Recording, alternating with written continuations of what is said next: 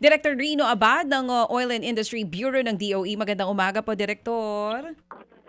Hello, good morning sa inyong programa at sa ating mga kababayan po. Good morning, Direk Rino. Salamat po sa inyo pong pagpayag sa panayam ngayong umaga. Direktor, price increase tayo ngayong linggo. Ito po ba talagang sure na magkano po ang magiging dagdag sa presyo ng diesel, ng gasolina at sa iba pang produkto po ng langis? Inaasahan na natin na sa gasolina around 250 peso per liter. Diesel po nasa 3.80 peso per liter and kerosene would be 5 peso. Malaki-laki po. Ano daw pong dahilan nito, Direktor, para lang po sa mga nakikinig sa atin ngayon? Isa lang ho naman ang pinanggagalingan. Ito na namang this week nagkaroon talaga ng kasi napagbigyan na ng panahon dati 2 weeks ago na huminto muna sila sa actual atake, no? Pero this week may actual attack na nangyari sa dalawang tankers ng United Arab Emirates. Kaya halos ngayon wala nang gustong dumaan dun sa Strait of Hormuz at nag-threat na naman ang US ng hindi na atake, no, kundi may economic sanctions lang gagawin at wala na naman yung usapan, nahinto na naman. Tsaka yung palitan din po ng parinigan itong Iran at Amerika, sigurado nakadagdag po dito sa taas presyo. Pero Direktor, ang tanong din ng ilan, bakit daw po ganito namang kalaki? Kasi pag nagbababa, napapansin lang nila, halos hindi daw po umaabot ng piso. Ano daw po ang explanation for that? Ito din naman ang amount nung tinaas last week Parang binalik lang din yung rollback last week. Parang bumalik lang din ngayon. Dahil nga, wala na naman yung usapan. So, again, ando na naman palagi lang tayo nasa 80 to 90 peso per liter na range. Oo. Habang hindi na re-resolve ang Strait of Hormuz. Oo. So inaasahan natin dahil hindi pa rin kumbaga on halt nga po itong negotiations ng Iran at ng Amerika. By next week, most possibly, price increase po ulit yan, Direktor. Ganito po ulit kalaki kung sakali? Hindi ho natin matantihay yan ang ganyang movement, no? Ang atin lang, ito yung ibinalik lang na rollback before. Hindi natin alam kung tataas pa ito ng tataas dahil mukhang nasasagad na nagsesettle na tayo sa 80 peso to 90 peso range. So ito naman ho ang range talaga na nasettle nung before the MOU.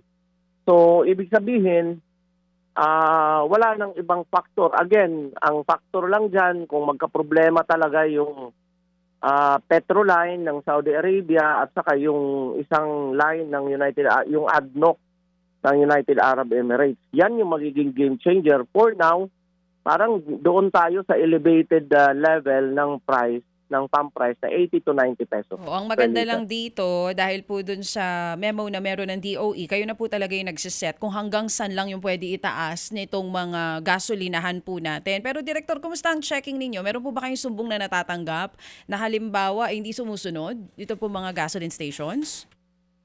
Well, yung mga sumbong kasi hindi specific kung anong gasolinahan, ano yung dahilan bakit nasuspechahan yung gasolinahan na hindi tumama ang increase. Ang ginagawa na lang ho namin, every week may inspection ho kami. So tuloy-tuloy naman, may isang report na nakita tayo na may cases ng mga gasolinahan na hindi sumusunod at may isa ding report na halos lahat sumunod.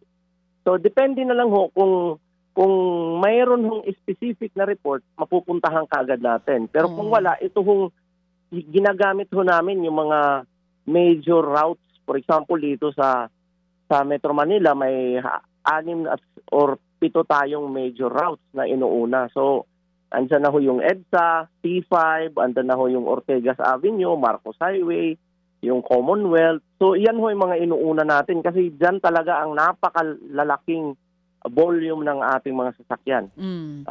With the limited resource that we have, no, yung ating inspector hindi naman ganun ka dami na halos mauubos natin in Oo 1 nga. week ng buong Metro Manila. Oo So ang nga hirap po. po din. Tama. Ilan po bang inspector ninyo na sumusuyod po dito sa Maynila just to make sure na sumusunod po ito mga gasoline stations natin? Para lang po alam namin. Umaabot po tayo ng 4 to 5 teams na merong tigta-3 inspector. So yan ho at meron tayong mga field offices na gumagawa din ng halos ganung kadaming team. Pero compared talaga sa dami ng, for example, meron tayo dito almost 2,000 sa Metro Manila na gasoline station, hindi pa rin ho kakayanin. Ang atin na lang ho, maganda sana kung ang report very specific doon sa isang gasolinahan, mauuna natin. Otherwise, magtatargeting ho kami ng mga major roads. So in totality, ilan po ulit yung inspectors nyo kung 2,000 gasoline stations yung babantayan, Director? Aabot ho tayo ng mga 15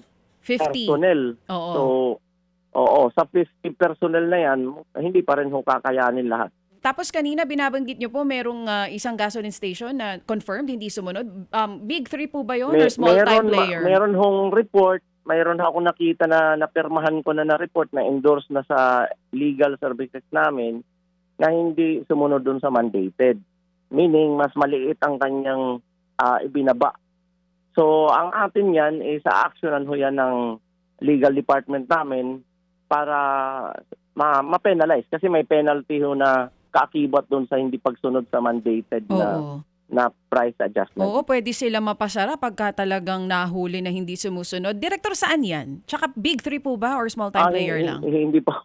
Kasi may ongoing yung kaso, hindi ho natin basta-basta masasabi ho yung detalye. Even the location lang, kahit hindi po yung pangalan ng gas station? Pwede kong kunin yung data na yun, pero ipapaalam natin. Sige po. Usapin natin si legal kung pwede na ba at this stage na ikwento yung kaso na yan. At least alam ngayon ng publiko na may ginagawa po ang DOE para sawatahin itong mga gasoline stations sa talagang hindi sumusunod. At para lang po sa kaalaman ng mga kapatid natin, sabi niyo po, yung binanggit ninyo na mga presyo kanina na magiging pagtaas tomorrow, kung may makita yung mga magpapagasolina na hindi sumunod sa ilalabas po ng DOE, saan po pwedeng magsumbong at dapat ang sumbong detalyado? Anong gas station yan at maging yung location? Director, paano po?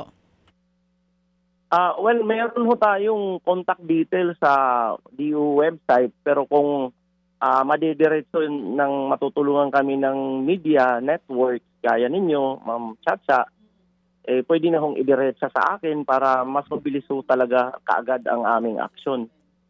Yan din ho ang ginagawa ng ibang kilala natin sa media na nagre-report. Dinidiretso na lang sa akin at saka binibigay natin kaagad dun sa mga inspector natin for quick response, no? Ang official lang ho talaga, mayroon kaming contact details dun sa DO website. Para official din naman ho ang paraan ng paggawa ng complaint. Okay. Sige po, salamat na marami, Director, sa inyo pong panahon sa aming pong programa. Thank you, sir. Opo, magandang umaga ulit sa inyong programa. Salamat na marami. Yan po si Director Rino Abad ng Oil Industry Management Bureau. Mga kapatid, patuloy po kayong tumutok sa 105.9 True FM para sa totoong balita, impormasyon, music and entertainment. Mag-subscribe sa aming YouTube channel at podcast at sundan nyo kami sa Facebook, Instagram, X at TikTok sa True Network PH. Bisitahin din po ang aming official website, truefm.ph. At panoorin din kami sa True TV Signal, Channel 19. Kami po ang 105.9 True FM. Laging true sa'yo, kapatid.